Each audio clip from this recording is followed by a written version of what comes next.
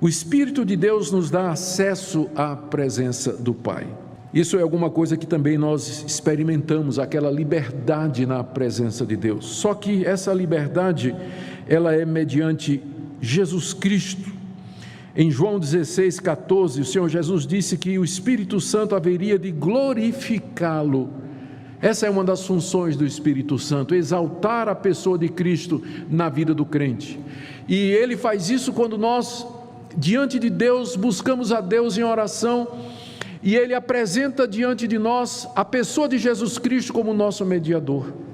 Quantas vezes em oração eu me senti incapaz de chegar na presença de Deus, ou sem qualquer liberdade para pedir coisas a Deus, me sentindo absolutamente culpado, pecador, e de repente, como que no lampejo, a visão da glória de Cristo, aquilo que Ele fez na cruz do Calvário, o seu sangue derramado, e o fato de que Deus me aceita quem eu sou, com base no sacrifício de Cristo, traz liberdade para que eu possa chegar diante de Deus, pecador que eu seja. Quem é que nos apresenta Cristo à consciência durante a oração, senão o Espírito Santo de Deus? Ele me glorificará. E é isso que Ele faz durante a oração. Ele nos lembra que Deus nos recebe por conta da pessoa de Cristo Jesus. É por meio dele que nós temos acesso pleno a Deus, e aí nós temos plena liberdade em Jesus Cristo.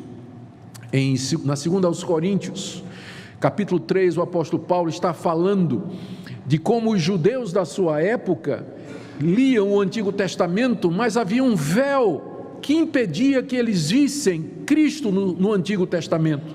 E Paulo diz, até hoje, quando eles leem Moisés, o véu está sobre eles. E aí ele diz, mas quando um deles se converte a Cristo, o véu é tirado.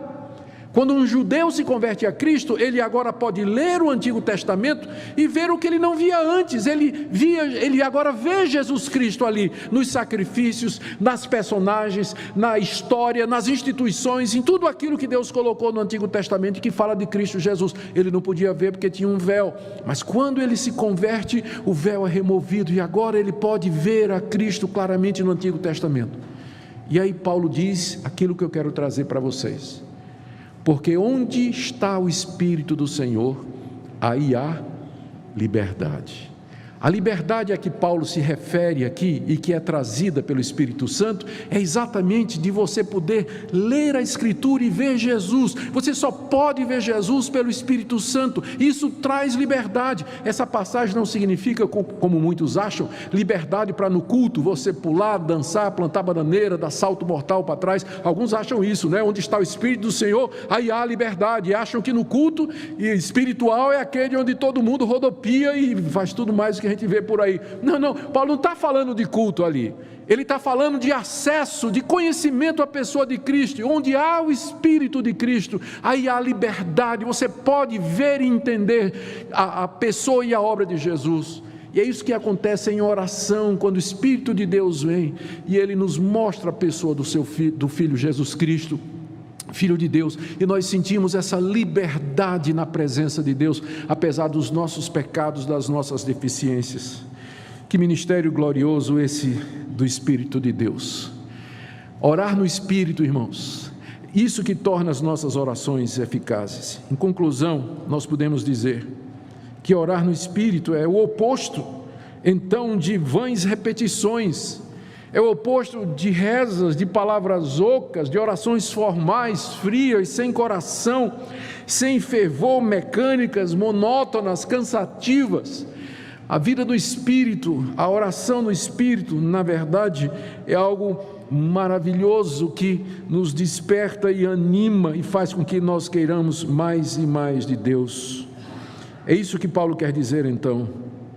Orando em todo o tempo no Espírito, sob a orientação, sob o poder, sob o controle, sob a instigação do Espírito de Deus, porque somente assim as nossas orações podem chegar até a presença do Pai, na mediação do Filho, pelo poder do Espírito.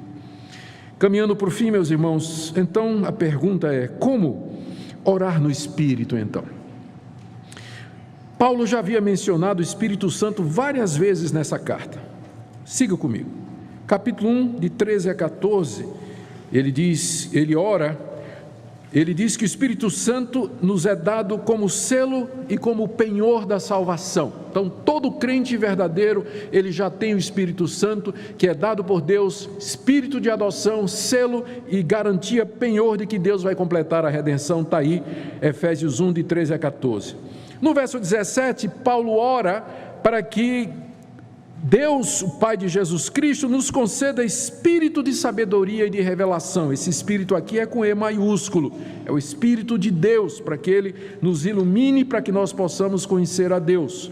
No capítulo 2, verso 18, o apóstolo Paulo disse que é pelo Espírito que temos acesso ao Pai, que foi um dos pontos que eu mencionei aqui.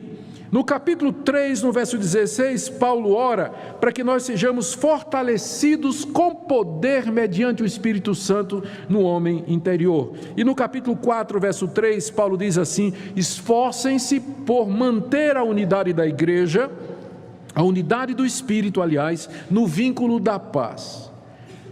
Ou seja, a vida cristã é uma vida no Espírito. O Espírito Santo está presente em todas as áreas da vida da igreja e da nossa. Agora, veja só, Paulo também deu várias ordens aos cristãos referentes ao Espírito Santo. Capítulo 4, verso 30, ele disse: não entristeçam o Espírito Santo. Não entristeçam o Espírito Santo. No capítulo 5, verso 18, ele diz: enchei-vos do Espírito. E no capítulo 6, verso 17, que é o versículo anterior a esse que nós estamos estudando, ele disse assim: tomem a espada do Espírito, que é a palavra de Deus. Portanto, à luz de todas essas passagens na carta aos Efésios, onde Paulo fala do Espírito Santo, nós entendemos que para que nós possamos orar no Espírito Santo, primeiro nós temos que ser crentes. Se você não é crente, você não tem como orar no Espírito Santo. A oração no Espírito só pode ser feita por quem é crente, convertido, nascido de novo, que tem o Espírito de Deus como selo e penhor que habita nele, garantia da redenção. Esse é o primeiro ponto. Por definição, o crente tem o Espírito Santo. Portanto, só pode orar no Espírito quem for crente em Jesus Cristo. Quem não for, ele pode orar, mas não é a oração que Deus aceita. Tem muita gente que não tem o Espírito Santo, muita gente que não é crente em Jesus Cristo, mas é religioso, segue a sua religião, às vezes até mais do que o crente, não é? Ele tem os seus deveres, ele pratica lá os rituais da sua religião e daquilo que ele acredita, tem lá as suas místicas, as suas superstições e tudo mais. Ele dirige orações a entidades espirituais, dirige orações até a Deus e tudo mais, mas não é no Espírito, porque ele não tem o Espírito Santo. E o homem não regenerado, o não salvo, ele também é religioso, porque a religião faz parte da nossa natureza humana, regenerado ou não, com o Espírito Santo ou não, o homem é religioso. Mas Deus vai escutar apenas a oração do crente, porque, como diz o livro dos Salmos, até a oração do ímpio é abominação diante de Deus, é abominação diante de Deus, ele não escutará. Então, quer orar no Espírito Santo? Primeira coisa, você já se arrependeu dos seus pecados e creu em Jesus Cristo? Já renunciou a si mesmo e recebeu Jesus como seu único Senhor e Salvador? Esse é o primeiro passo. Segunda coisa, se você quer orar no Espírito, você tem que se encher diariamente do Espírito Santo. Encher-se diariamente do Espírito Santo, como Paulo fala aqui em Efésios 5:18. Buscar a plenitude do Espírito todos os dias.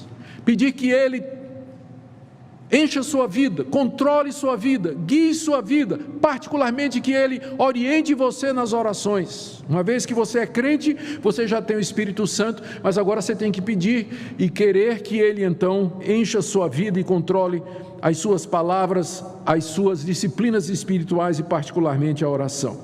Terceira coisa, se nós queremos orar no Espírito, nós temos de parar de entristecer o Espírito Santo.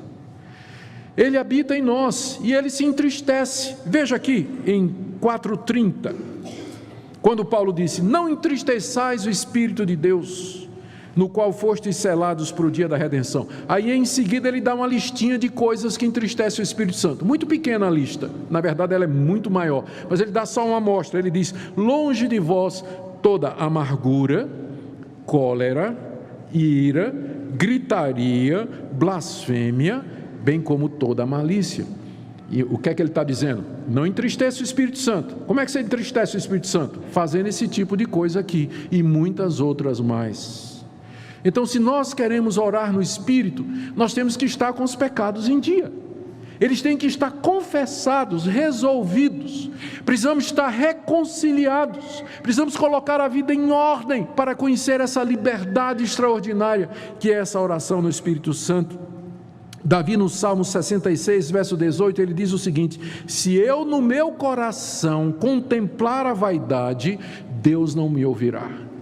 Se no meu coração eu abrigar a vaidade, o orgulho ou qualquer outro pecado não resolvido, Deus não me ouvirá. Meus irmãos, o problema, é preciso deixar claro aqui, o problema não são os nossos pecados, porque nós somos pecadores e você vai pecar.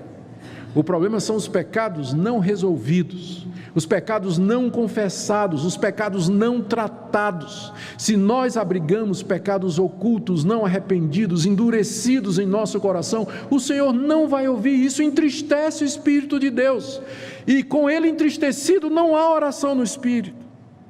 Mas se confessarmos os nossos pecados, ele é fiel e justo para nos perdoar os pecados e nos purificar de toda injustiça.